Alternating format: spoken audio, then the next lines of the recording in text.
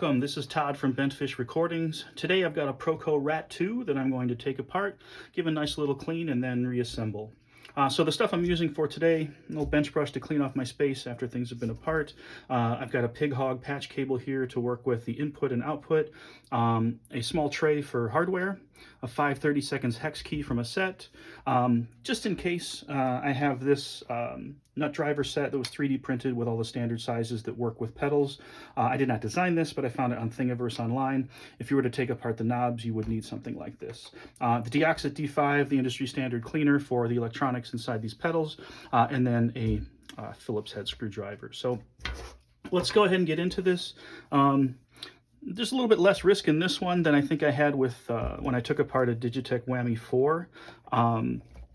In that I don't have to fully take this apart with what's going on inside of it. So yeah, just jump in. You got no fear. Nothing's going to get messed up here unless you start snipping wires or something strange. So so when you get yours, your Rat from ProCo or wherever you order it from, you're going to have these 4 screws with the 4 rubber feet on the bottom, and then a battery compartment with a hex screw.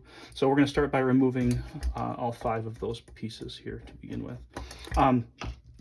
Now, the profile of this on the back doesn't make it very conducive to sitting flat or Velcroing for a pedal board. So when I'm done, I'm going to replace on the back the feet and the battery compartment with a 3D printed plate that I can attach Velcro to and get it to stick better to my pedal board. So that one I did design, and I have the STL file if anyone is interested.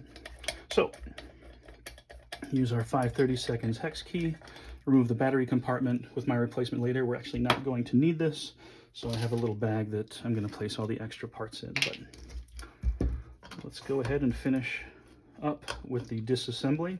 Now, once we get inside here, you'll see the circuit board and how much access we have to be able to clean what we need to clean. So let's take this iconic distortion apart. I'm going to pull off that back plate. So nice and heavy, and I love this matte finish, this textured matte finish. So we'll lay that aside, move some other things out of the way we don't need. So here we go. Here's our casing.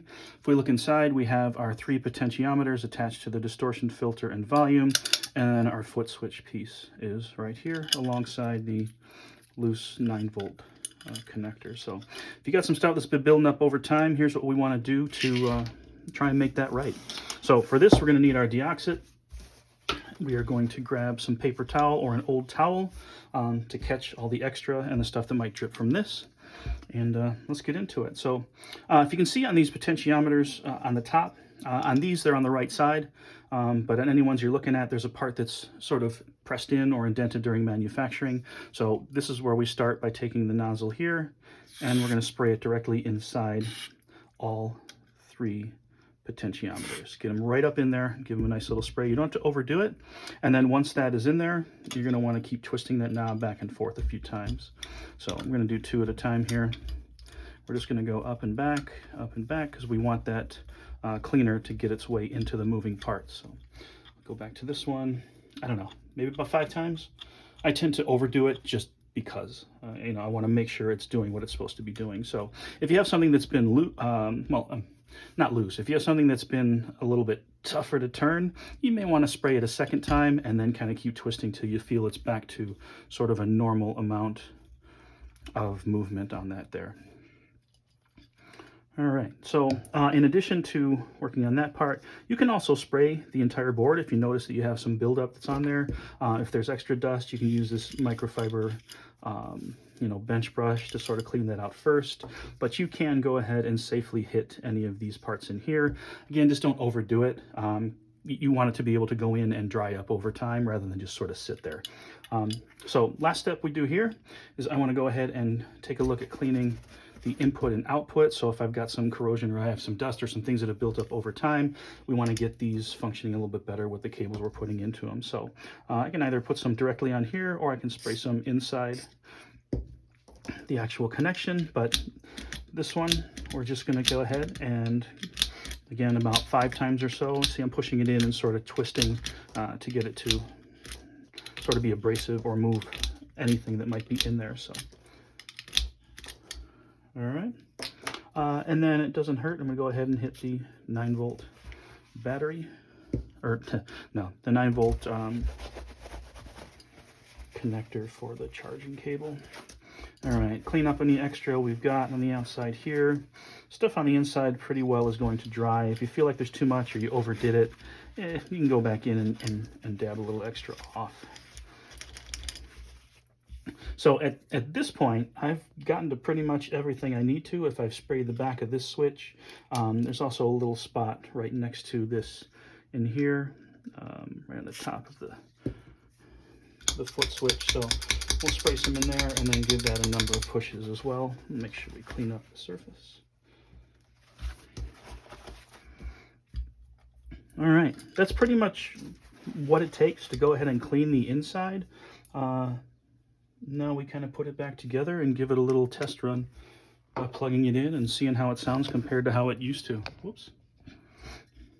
All right, so let's do a little cleanup as we go. And then, as I mentioned earlier, I'm going to replace the back with a different plate. So this is a pretty simple reattachment here. So I'm not going to use the feet, and I'm not going to use the battery compartment. So let's move those aside for storage and get these close again.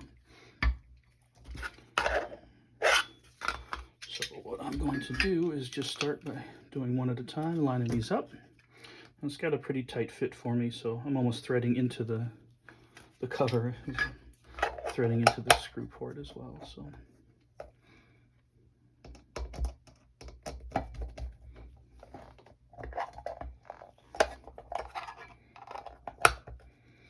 All right.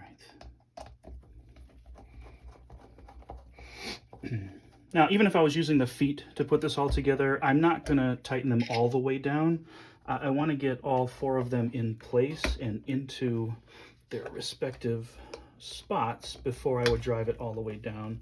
I did the same when reassembling using the feet too. That just allows each of the screws to get where they need to be and not have your pedal shifted or not lining up.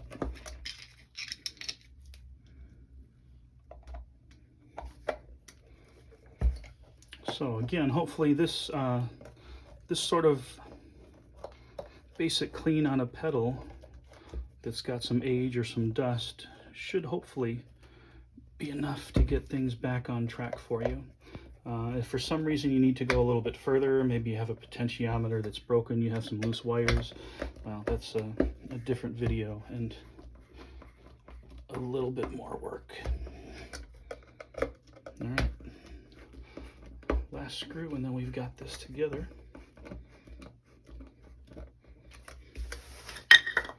All right, custom plate with Velcro, everything in place. If you need to, just because you've had it a while, you may want to tighten some of these nuts that are on each of the parts. So 1/2 inch for the in and out, and then I believe we're looking at 14 millimeter for the foot switch part. Yep. So this one is a little loose, so we're just going to make sure those are where they need to be. There we go. Taken apart, cleaned, reassembled. Let's test it out.